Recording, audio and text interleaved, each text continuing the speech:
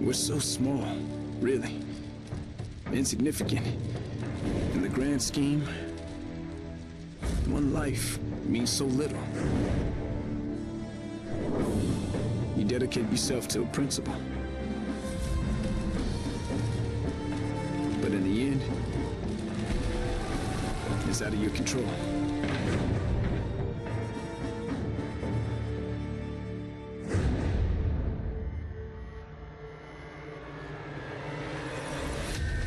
In this world, principles get you killed.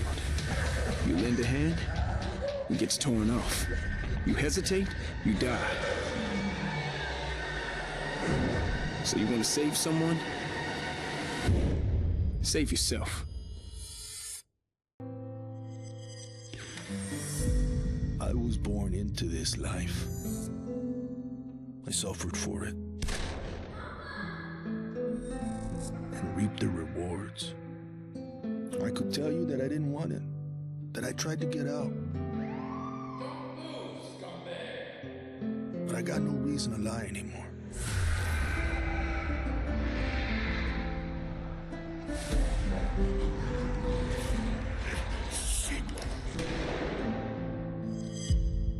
That life is the only reason I'm still here.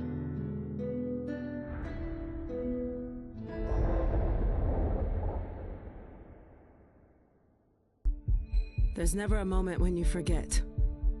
It's there when you fall asleep and when you wake up. You keep going over the things you should have done. I should have stayed home that day. I should have held on.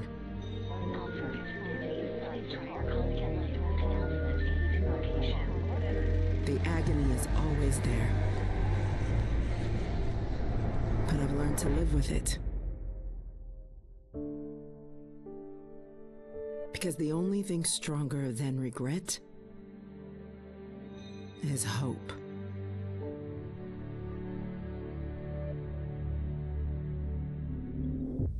To all my classmates who alienated me because I was different.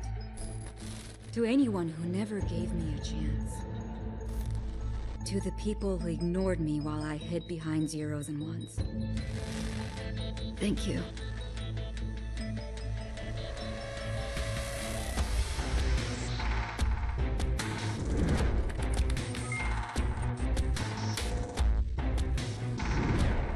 Without you, I would never have made it this far.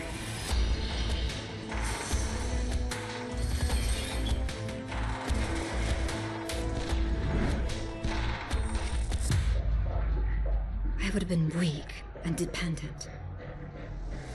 I would have ended up just like you.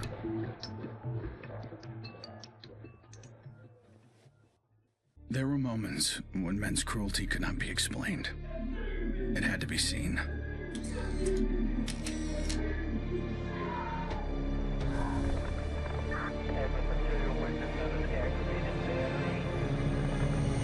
The perfect shot pierced our numbness, sent up a flare to save the next generation, and said, "This is where we've been. Don't follow." Then there was no one left to heed the warning. The only one left to save was yourself. Don't play in the dirt, Ethan. Stop fighting, Ethan. Be polite, Ethan.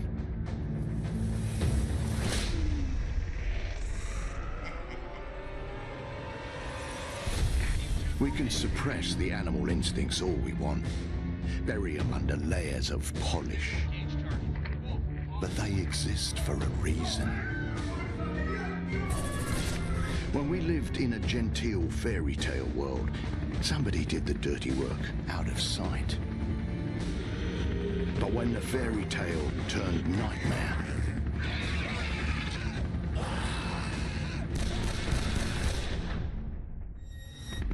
those instincts were the only thing that kept us alive.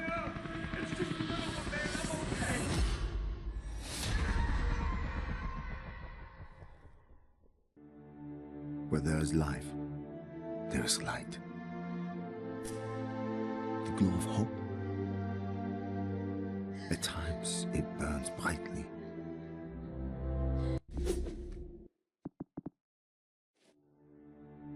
Where there is life, there is light. The glow of hope. At times, it burns brightly,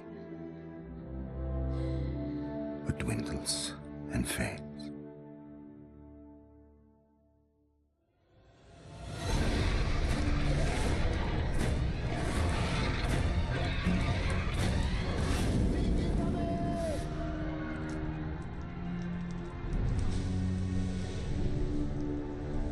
But once it is lit,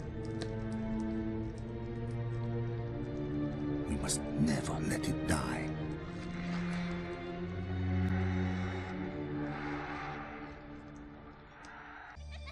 My earliest memory is war. It was a conflict so complex that it could never be resolved.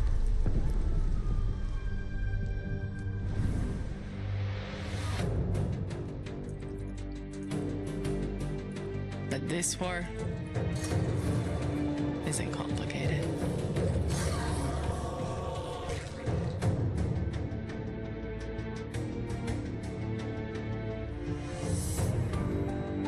Death is still heartbreak.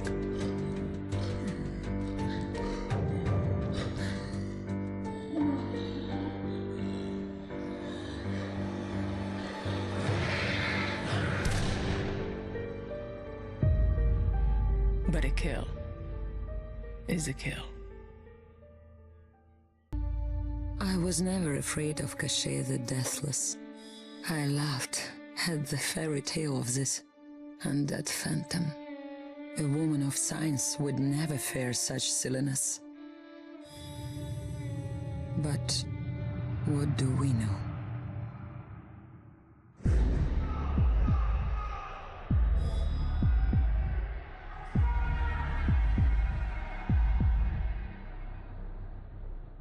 Science cannot explain what I've seen.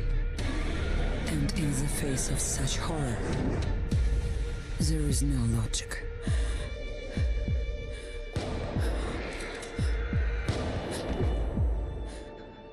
Only faith.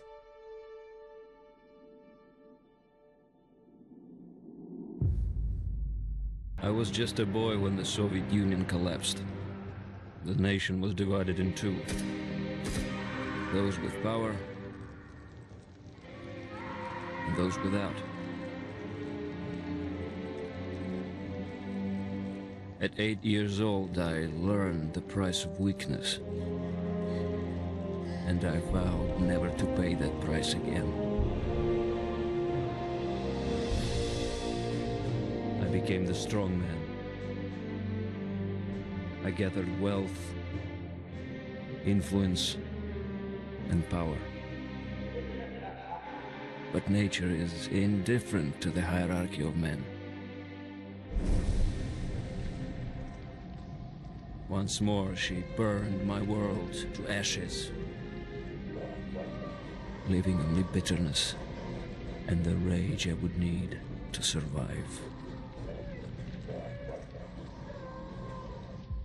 People don't believe something can happen until it does. They live in cheerful ignorance of the coming storm. I could see nothing else. When it finally arrived, I felt relief. At least now the danger had taken shape. Now, I had a target.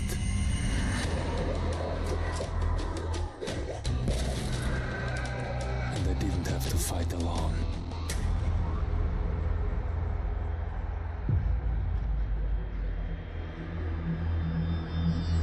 I will not be welcome in the kingdom of heaven.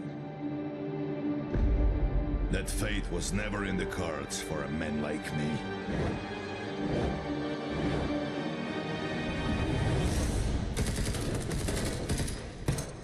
The Lord had other plans.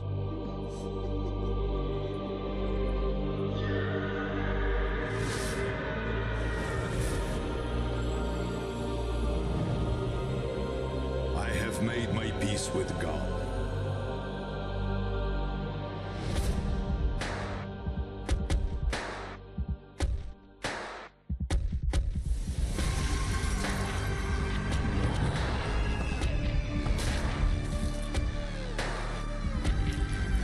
He is with me in this life. And that is enough.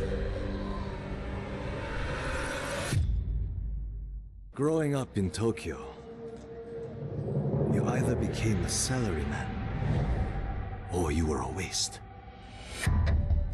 If you asked around, it's safe to say I was the latter. They said I lacked self-control, that I shamed my family. So my father sent me off to relatives in the States. Turns out, Americans care a lot more about earnings than honor. Which worked out fine. Until the Zeke showed up.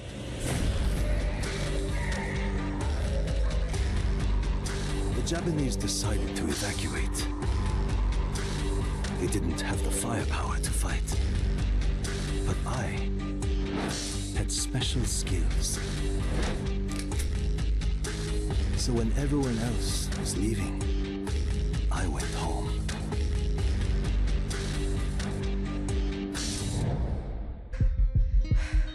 Nobody expected a 9-year-old girl from Tokyo to be fascinated by guns.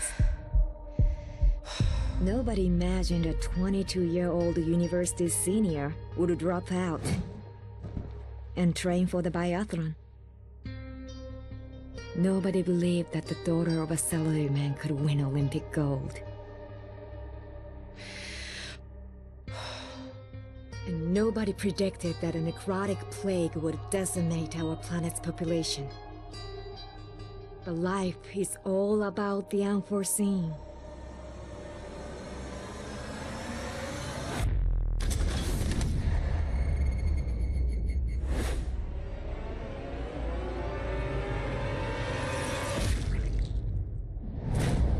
And nobody saw me coming either.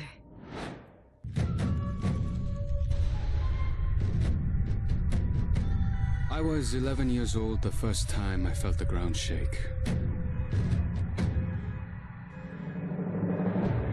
My instinct was to leave. But my grandparents wouldn't hear of it. This is our home, they told me. We don't leave. I came to live by that code. Earthquakes, tsunamis, typhoons, they're all part of life here. We accept them. We don't leave. When the evacuation was announced, I rejected it. This wasn't our way. Then I saw them. And I understood. This wasn't another disaster. This was a war.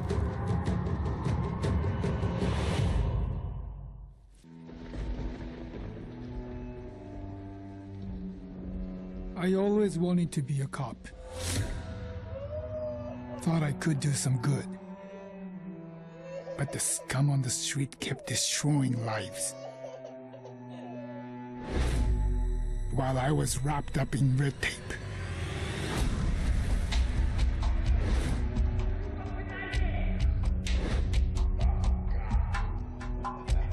Shackled by senseless laws. The virus stripped all that away, left us to fend for ourselves. And finally, the chains were off.